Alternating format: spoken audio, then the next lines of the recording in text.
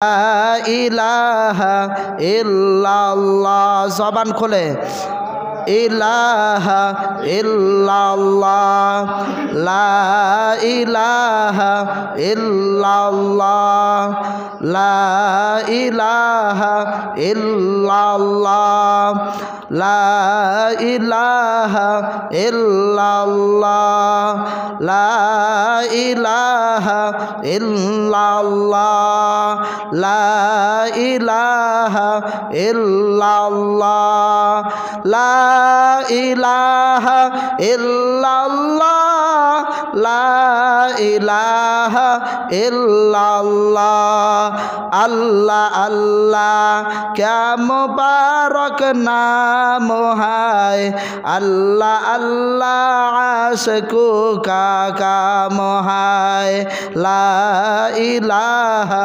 इल्लल्लाह ला इलाहा इल्लल्लाह आसिया बोले अल्लाह अल्लाह आसिया बोले अल्लाह अल्लाह ফেরাউন দিল ভীষণ জ্বালা আল্লাহ বলেন ওরে জিবরাইল খুলে দে জান্নাতের তালা লা ইলাহা ইল্লাল্লাহ লা ইলাহা ইল্লাল্লাহ লা ইলাহা ইল্লাল্লাহু মুহাম্মাদুর রাসূলুল্লাহ सल्लल्लाहु अलैहि वसल्लम सूरज ने दिया अपने शुआ उनका ये पैगाम सूरज ने दिया अपने शुआ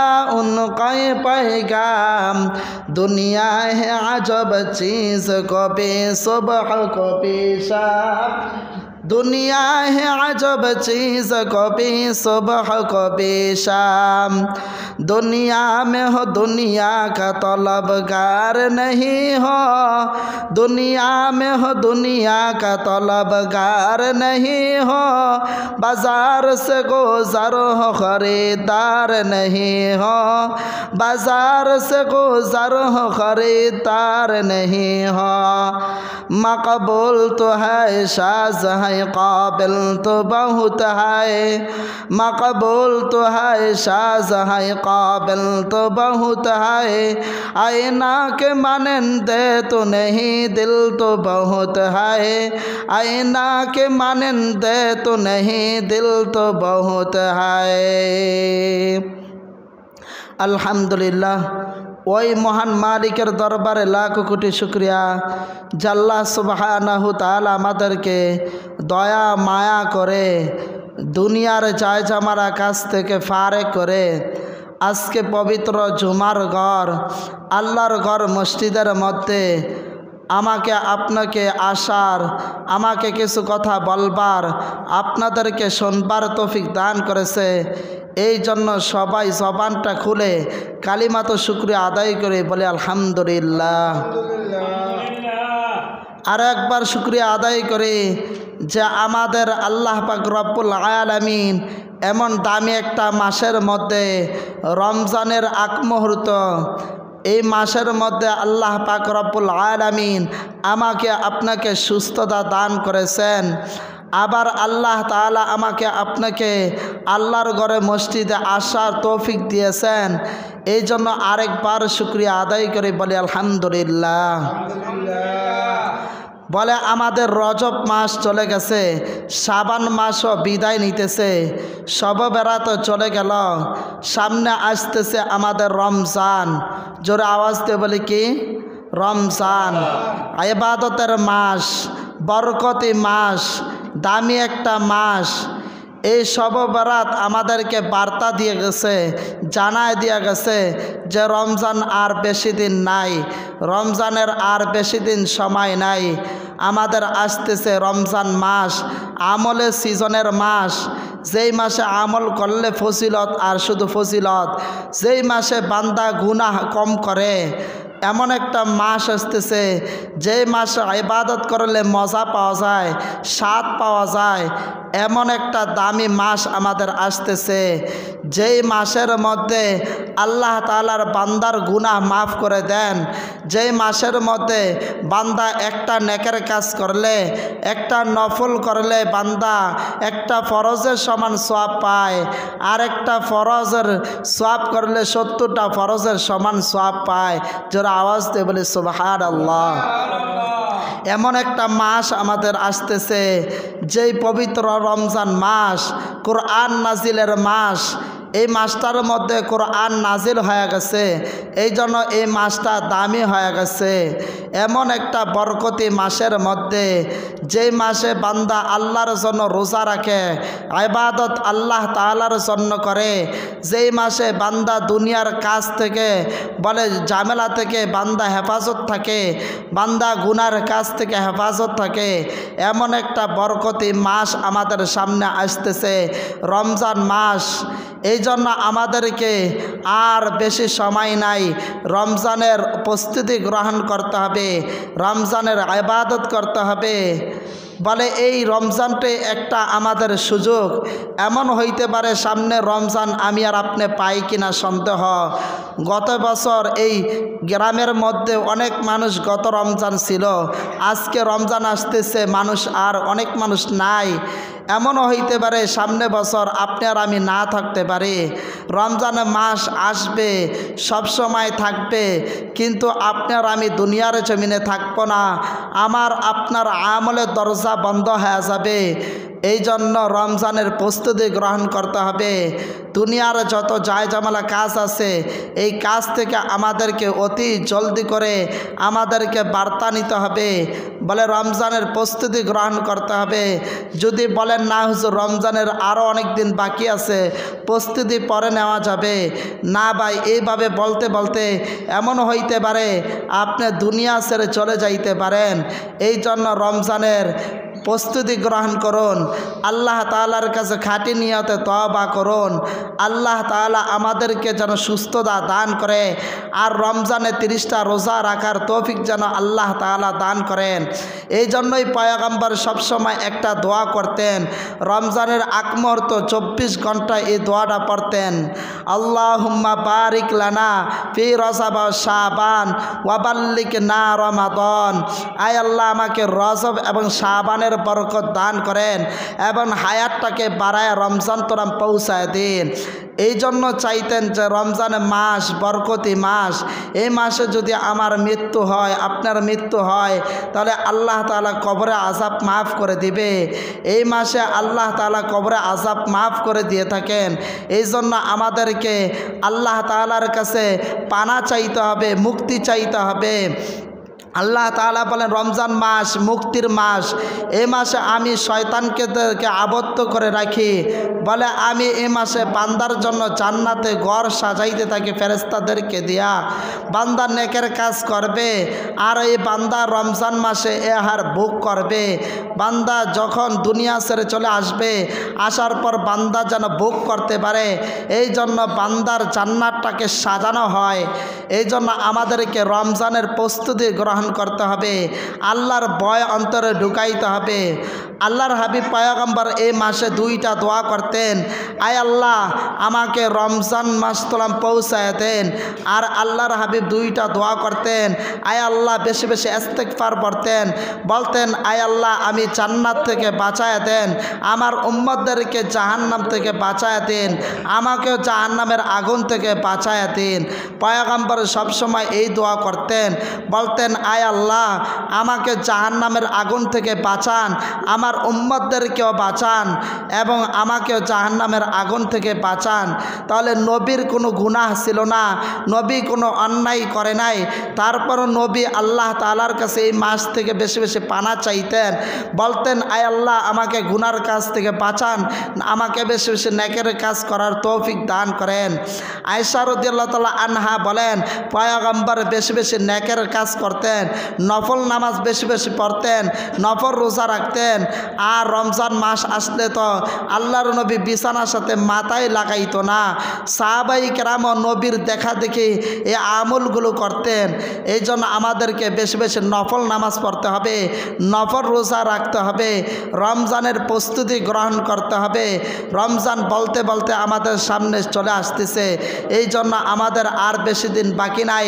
রমজানের প্রস্তুতি এখন থেকে গ্রহণ করতে হবে। তাহলে আমি আপনাদের সামনে সূরা ইয়াসিন থেকে একটা আয়াতে কারিমা তেলাওয়াত করেছি। আল্লাহ নবী সাল্লাল্লাহু আলাইহি ওয়াসাল্লামের অসংখ্য হাদিস থেকে একটা হাদিস পড়েছি। আল্লাহ যদি চায় এই সূরা ইয়াসিনের আয়াত দ্বারা আপনাদেরকে কিছু কথা, মূল্যবান কথা বোঝানোর চেষ্টা করব। আল্লাহ তাআলা বলেন, হে বান্দা, কিয়ামতের ময়দানে দুইটা দল হবে। জোরে আওয়াজ দিয়ে বলে, কয়টা দল? দুইটা দল হবে। একটা দল হবে জান্নাতি, আরেকটা দল হবে জাহান্নামী। তখন আল্লাহ পাক রব্বুল আলামিন দুইটা দলকে কিয়ামতের ময়দানে কাঠগড়ায় দাঁড়ানো হবে। দাঁড়ানোর পর আল্লাহ তাআলা বলবেন, অমতাজুল ইয়াউমা আইয়ুহাল মুজরিমুন, হে গুনাহগার যারা আছো তোমরা আলাদা হয়ে যাও। কি করো? গুনাহগার যারা আছো, যারা অন্যায় করেছ, দুনিয়াতে রমজান মাস পাওয়ার পর রমজানে রোজা রাখো নাই, ইবাদত করো নাই, পয়গম্বর দুনিয়াতে পাঠাইছি, তোমাদেরকে নেকের সন্ধান দেখাইছে, নেকের রাস্তা দেখাইছে, তোমরা নেকের কাজ করো নাই। সাহাবাই কেরাম পাঠাইলাম, সাহাবাই কেরাম বুঝাইছে, তাদের অনুসরণ করো নাই। তারপরে আলেম ওলামা পাঠাইলাম, তারা হাতে ধরেছে, পায়ে ধরেছে, নামাজের কথা বলছে, রমজানের ফজিলতের কথা বলছে, কোরআনের ফজিলতের কথা বলছে, কোন রাস্তায় গেলে জাহান্নাম, কোন রাস্তায় গেলে জান্নাত, এই কথা আলেম ওলামা তোমাকে দেখাইছে। আমি আল্লাহ তাআলা দুইটা রাস্তা তোমাকে দেখায় দিছি। তোমাকে বেরিন দিলাম নেয়ামত, জবান দিলাম, হাত দিলাম, পাও দিলাম, বেরিন দিলাম, বুঝার তৌফিক দিলাম, হায়াত দিলাম, সব দিলাম, কিন্তু তুমি বুঝো নাই। মসজিদে মুয়াজ্জিনে আজান দিছে, ডাকছে পাঁচবেলা, সেটাও তুমি বুঝো নাই। তারপরেও তোমার জন্য আমি কোরআন পাঠাইলাম, সেই কোরআনের অনুসরণও তুমি করো নাই, পয়গম্বরদের অনুসরণও তুমি করো নাই। আজ তুমি জাহান্নামে চলে যাও। আল্লাহ তাআলা জান্নাতীদেরকে বলবে, হে জান্নাতীরা, তোমরা আজ জান্নাতের মধ্যে চলে যাও। তোমরা 30 দিন রোজা রাখছ, আমার ভয় করছ, কবরে আযাবের ভয় করছ, ফুলসিরাতের ভয় করছ, আজকে তোমরা সোজা জান্নাতে চলে যাও। তখন জাহান্নামীরা বলবে, আয় আল্লাহ, আমরা কি দোষ করলাম? তারা তো জান্নাতে যাইতেছে, আমার ভাই যাইতেছে, আমার পাশের মানুষ যাইতেছে। তখন আল্লাহ পাক রব্বুল আলামিন বলবে, তোমরা কি রোজার মাসের কথা স্মরণ করো নাই? তোমরা কি রোজার মাসের কথা বিশ্বাস করো নাই? আমার ভয় অন্তরে ঢুকায় নাই? তোমরা নামাজ পড়ো নাই? তোমরা শীতের মৌসুমে অজু করিয়া কষ্ট করিয়া মসজিদের মধ্যে যাও নাই? আজকে জাহান্নামের আগুন তোমরা ভোগ করো। আর জান্নাতীদেরকে আল্লাহ তাআলা জান্নাতে পাঠাইবে। ওই জান্নাতীরা জান্নাতে যাওয়ার পর আরাম আয়েশ করবে। তাদের আর কোনো মিত নাই, তাদের আর কোনো কষ্ট নাই। তারা আরাম আয়েশ করতে থাকবে, ফুর্তি করতে থাকবে, যখন যেটা মনে চাইবে সে খাইতে পারবে। আর জাহান্নামীদের অবস্থা কেমন হবে আল্লাহ তাআলা সূরা ইয়াসিনের মধ্যে আল্লাহ তাআলা বর্ণনা করতেছে, আল্লাহ তাআলা জানায় দিতেছে, ওয়ামতাজুল ইয়াউমা আইয়ুহাল মুজরিমুন। মুসলমান ইমানদার আল্লাহর গোলাম, এরে নবীর আশিকের দল, আল্লাহ পাক রব্বুল আলামিন বলেন, ওয়ামতাজুল ইয়াউমা আইয়ুহাল মুজরিমুন, কিয়ামতের ময়দানে দুইটা দল হবে। আল্লাহ তাআলা বলবে, হে জান্নাতের দল, তোমরা জান্নাতের মধ্যে চলে যাও। আল্লাহ পাক রব্বুল আলামিন বলবে, হে জাহান্নামীর দল, তোমরা জাহান্নামে চলে যাও। ওই জাহান্নামীরা ডাক দিয়া বলবে, আল্লাহ, আমরা জাহান্নামের মধ্যে যাইতে চাই না। আল্লাহ তাআলা বলবেন, হে ফেরেশতার দল, এই বান্দাদেরকে তোমরা ফাগুল্লু সাবিলে 70 হাত শিকল দিয়া বাঁধিয়া ওই জাহান্নামের মধ্যে নিক্ষেপ করো। ওই বান্দাগুলো যখন জাহান্নামের মধ্যে নিক্ষেপ হবে, বলে আগুন তাদেরকে এমন স্পর্শ করবে, এরে নবীর উম্মতের দল, কিতাবের মধ্যে আসছে তাদের শরীরে চামড়াগুলো বাতের মারের মতো ছিঁড়তে থাকবে, আর জাহান্নামীরা লাফাইতে থাকবে, বলবে আয় আল্লাহ আমাদের দোষ কি? আল্লাহ তাআলা বলবেন, তোমরা কিয়ামতের ময়দানে আযান শোনার পর তোমরা নামাজের মধ্যে আসো নাই, তোমরা 5 ওয়াক্ত নামাজ পড়ো নাই, তোমরা জিকির আজকার করো নাই, তোমরা আমি আল্লাহ তাআলাকে ডাকাডাকি করো নাই, তোমরা রমজান পাওয়ার পর রমজানের রোজা তোমরা রাখো নাই, আজকে জাহান্নামের আগুন তোমরা ভোগ করো। ওই জাহান্নামীরা বলবে, আয় আল্লাহ আমরা তো জাহান্নামের আগুন সইতে পারবো না। আল্লাহ তাআলা বলবেন, তাহলে তোমাদের জন্য আমি কি করতে পারি? বলবে, আয় আল্লাহ আপনি আমাদেরকে মাফ করিয়া দিন, আপনার না বড় রহমান, আপনার না বড় দয়ার। আল্লাহ তাআলা ডাক দিয়া বলবে, বান্দা আমি রহমান ছিলাম দুনিয়ার জমিনের মধ্যে, আমি গফফার ছিলাম দুনিয়ার জমিনের মধ্যে, আজকে তোমাদের জন্য আমি কোনো রহমান না, আজকে আমি তোমাদের জন্য কোনো গফফার না। কেন? আমি তোমাদেরকে বিভাগ দিয়েছিলাম, আমি আল্লাহ তাআলা তোমাদেরকে জ্ঞান দিয়েছিলাম, আমি আল্লাহ তাআলা তোমাদেরকে হায়াত দিয়েছিলাম। তোমরা কি 5 ওয়াক্ত আযান মসজিদে শোনো নাই? তোমরা কি মুয়াজ্জিনের ডাক শোনো নাই? বলে একটা উদাহরণ দিলে বুঝতে পারবেন। যখন শিশু বাচ্চা পানির দ্বারা খেলা করে, ওই শিশুর বাচ্চা পানিটায় এত মজা পাইছে, বাবা যখন ডাকে যে এই পানির দ্বারা খেলা করলে তুমি মারা যাইতে পারো, কিন্তু বাচ্চা জানে না যে এই পানির মধ্যে খেলা করলে আমার মৃত্যু হয়ে যাবে, কিন্তু সে তো তার স্বাদ পাইছে, পানির মধ্যে মজা পাইছে খেলার। এই জন্য আল্লাহ তাআলা উদাহরণ দিয়া বলতেছে, বান্দা একটা শিশু বাচ্চা যখন না বুঝিয়া ওই পানির খেলার মধ্যে মজা করতে করতে যখন পানির মধ্যে চলে যায়, ওই বান্দাটা পানির মধ্যে পড়ার পর ওই শিশুটা বাচ্চা যেমন পানির মধ্যে পড়িয়া ওই বাচ্চাটা যখন মারা যায়। হে দুনিয়ার ইমানদার আল্লাহর গোলাম, আজকে আমরা দুনিয়ার চাকচিক্য এত সুন্দর দেখার পর, আজকে আমরা রং তামাশা সুন্দর দুনিয়া দেখার পর, আজকে আমরা এত গুনার কাজ করতেছি, কার চাইতে কে বেশি গুনার কাজ করবে? আজকে আমাদের প্রতিজ্ঞা হয়ে গেছে কার চাইতে বেশি সে নামাজ মিস করবে। আজকে আমাদের এমন অবস্থা হয়ে গেছে, গুনাহ আমরা এত মজা পাইতেছি, আলেম ওলামারা দিন রাত বুঝাইতেছে, কোরআন আমাদেরকে বুঝাইতেছে, নবীরা আমাদেরকে বুঝ দিয়ে গেছে, কিন্তু আমরা তো দুনিয়ার মজা পাইছে, মনে করতেছে আলেমরা আমার বিরোধিতা করতেছে, মনে করতেছে আলেমরা আমাদের খারাপ চায়। না বান্দা, তোমার কখনো আলেম খারাপ চায় না।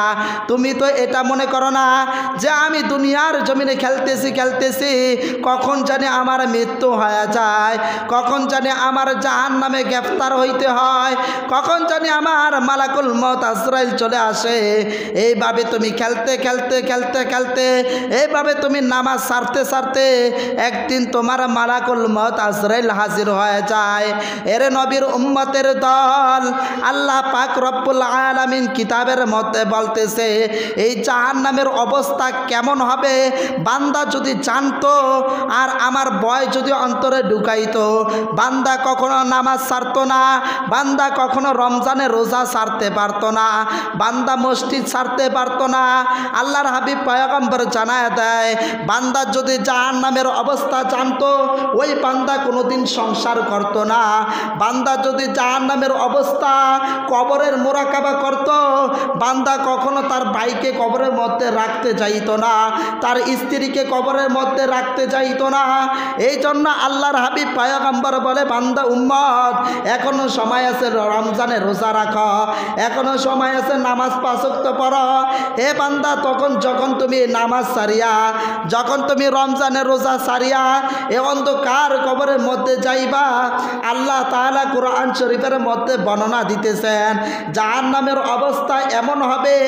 আজ আমাদের জাহান্নামের কথা শুনলে চোখ দিয়া পানি আসে না, অন্তর একটু নরম হয় না। আর সাহাবাই কেরামের দিকে তাকায় দেখেন, সাহাবাই কেরামের কোনো গুনাহ ছিল না। সাহাবাই কেরাম কোনোদিন নামাজ ছাড়ে নাই। নফল নামাজ এমনভাবে পড়তো, রমজানের রোজা রাখলে এমনভাবে রাখতো, নফল রোজা রাখতো, সলাতুল পড়তো, তাহাজ্জুদ নামাজ পড়তো। তারপরে সাহাবাই কেরাম কবরে ভয়ে কান্না করে। উমর কান্না করে, আয় আল্লাহ, আমি রমজানের রোজা রাখলাম, এই রোজা আমার কবুল হইল কি না। উসমান কান্না করে, আয় আল্লাহ, আমি যে রমজানের রোজা রাখলাম কবুল হইল কি না। আর আপনার আমি রোজা রাখি না, নামাজও পড়ি না, কিন্তু আপনার আমি গ্যারান্টি দিতেছি জান্নাতে। আর সাহাবাই কেরাম জান্নাতের টিকিট হাতের মধ্যে পাইছে, কখনো বলতে পারে নাই যে আমি জান্নাতে। উসমান কবরে পাশ দিয়া গেলে কিতাবের মধ্যে আসছে উসমানের চোখ দুইটা বলে কান্নার আওয়াজে তার চোখ ফুলিয়া যাইতো। সাহাবাই কেরাম জিজ্ঞাসা করতো, উসমান তুমি কবরে পাশ দিয়া গেলে এত কাঁদো কেন? উসমান ডাক দিয়া বলে, ও সাহাবাই কেরাম, আমার কবরের ভয় হয়, আমি যে নামাজ পড়লাম এই নামাজ আমার কবুল হইল কিনা। আমি নিজেকে নিজে নামাজ দাবি করতেছি, আমি রোজা রাখলাম এই রোজা আমার কবুল হইল কিনা, আমি হজ করলাম এই হজ আমার কবুল হইল কিনা, এই ভয়ে আমি উসমান কান্না করতেছি। আল্লাহর হাবিব পয়গম্বর জানায় দেয়, ও সাহাবাই কেরাম, তোমরা উসমানের পরিচয় জানো নি? উসমান কে জানো? উসমান হলো আমার দুই মেয়ের জামাতা। এই উসমান জান্নাতের টিকিট পাইছে। উসমানের পরিচয় তোমরা আরেকটা জানো? আল্লাহর হাবিব বলেন, যখন আমি জান্নাতের মধ্যে যাইব সবার একটা করে বন্ধু থাকবে, আমি পয়গম্বরের বন্ধু থাকবে উসমান। বলে আমি যখন জান্নাতের মধ্যে যাইব উসমান থাকবে আমার দরজার মালিক, আর আমি নবীকে উসমান ঘরের মধ্যে ঢুকাইবে, তার নাম হলো উসমান। সেই উসমান কবরে ভয়ে কান্নার আওয়াজ। ওমর রাদিয়াল্লাহু তাআলা আনহু ঈদের দিন রোজা রাখার পর 30টা রোজা রাখার পর কাঁদতে কাঁদতে চোখ ফুলায় ফেলছে। জিজ্ঞাসা করা হইল, ওমর তুমি কাঁদো কেন? ওমর ডাক দিয়া বলে, আমি যে 30টা রোজা রাখলাম এই রোজা আমার কবুল হইল কিনা, আমি যে হজ করলাম এই হজ আমার কবুল হইল কিনা, আমি যে নফল রোজা রাখলাম এই নফল রোজা আমার কবুল হইল কিনা, এই চিন্তায় আমি উমর কান্না করতেছি। তাহলে সাহাবাই কেরাম কান্না করে, নবীরা পর্যন্ত কবরে ভয় কান্না করে। একদিন আল্লাহর হাবিব ঘরের মধ্যে কান্না করতেছে। আয়েশা রাদিয়াল্লাহু তাআলা আনহা জিজ্ঞাসা করতেছে, পয়গম্বর আপনি কেন কান্না করেন?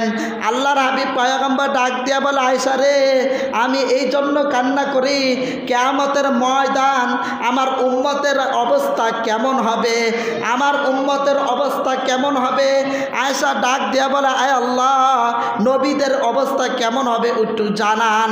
আল্লাহর হাবিব পয়গম্বর বলে, আয়েশা রে, মুসা নবী দৌড়াইবে ইয়া নাফসি বলে, ঈসা নবী দৌড়াইবে নাফসি বলে, নূহ নবী দৌড়াইবে নাফসি বলে, ইব্রাহিম নবী দৌড়াইবে নাফসি বলে, সব নবী শুধু নাফসি নাফসি নাফসি বলবে, আপনার অবস্থা কেমন হবে?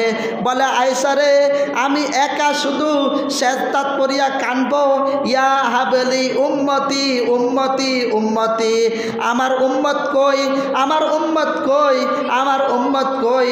যদি নবীদের অবস্থা এমন হয়, সাহাবাই কেরামের অবস্থা এমন হয়, তাহলে আপনার আমার অবস্থা কেমন হবে? একটু নিজে চিন্তা করেন, একটু চোখ বন্ধ করে চিন্তা করেন যে আমি একটু মৃত্যুর মোরাকাবা করেন। এখন আমি কবরের মধ্যে আর রাখলাম, আমাকে কবরের মধ্যে রেখে সবাই চলে গেল, আমি এই কবরের মধ্যে কি হালতে আছি, আমাকে দাঁড় করাইলে আমি কি হিসাব দিব? আল্লাহ তাআলা প্রশ্ন যদি করে, তোকে আমি নেয়ামত দিয়েছিলাম চক্ষু, আমার চক্ষুর হিসাব দাও, আমার হাতের হিসাব দাও, আমার প্রত্যেকটা জবানের হিসাব দাও, আপনার আমি দিতে পারবো কিনা এই চিন্তা কোনোদিন আপনার আমি করি নাই।